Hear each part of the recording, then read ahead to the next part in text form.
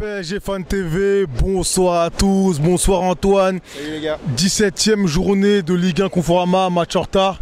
Le travail a été fait et bien fait par les Parisiens. Plus que bien fait même, moi je m'attendais pas à un match aussi abouti. Franchement on voyait qu'ils avaient envie, donc ça fait plaisir de voir ça. Le dernier match contre Bordeaux c'était un peu ennuyeux, on se demandait un peu s'ils avaient vraiment envie de jouer. Là ils ont fait plaisir au parc et c'est ce qu'on veut voir.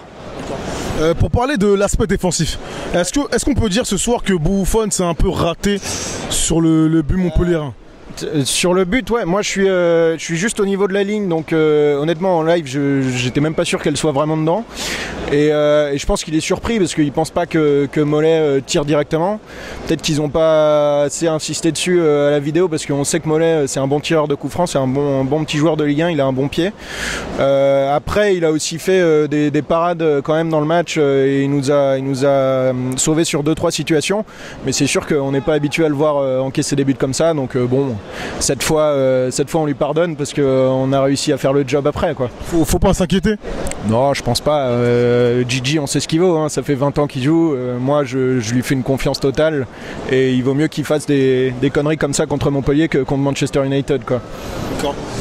J'ai envie de parler de Dani Alves bien évidemment, qui pour moi a été très actif dans ce match. Il était un peu partout comme un électron libre. Que penses-tu de ses performances dernièrement et de celles de ce soir? Bah, honnêtement, au début de saison, si on m'avait dit qu'il ferait des matchs comme ça 6 mois plus tard, je l'aurais pas cru parce que je pensais qu'il était un peu sur la fin, qu'il commençait à être carbo.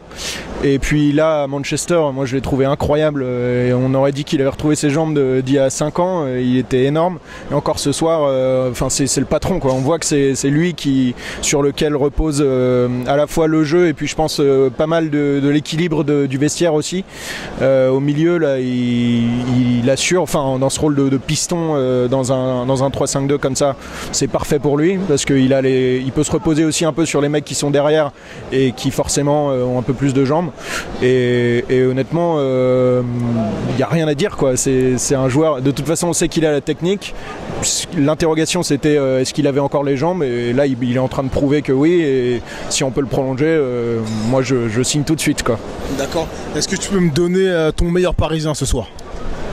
Bah évidemment Kylian ce soir moi je l'ai trouvé surtout en deuxième mi-temps là, Montpellier était un peu plus haut parce que évidemment ils étaient menés et du coup on le voyait qui plongeait pour faire ses appels et franchement avoir en vrai du parc à la télé on se rend pas compte mais en vrai quand on l'a 20 mètres devant nous c'est un dragster quoi, il a une vitesse et une puissance quand il démarre hallucinante et donc il est impliqué sur presque tous les buts et puis le coup franc de Di Maria qui est un des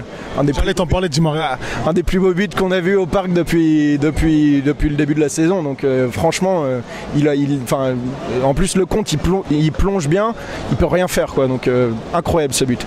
Et petite pensée pour Jean-Michel Aulas quand même qui disait qu'on allait fausser l'équité de la Ligue 1 en mettant une équipe bis. Bah voilà, je crois que c'est une bonne réponse pour Jean-Mimi. Là, il peut retourner se coucher. Parfait. Merci à vous les gars. Merci à toi.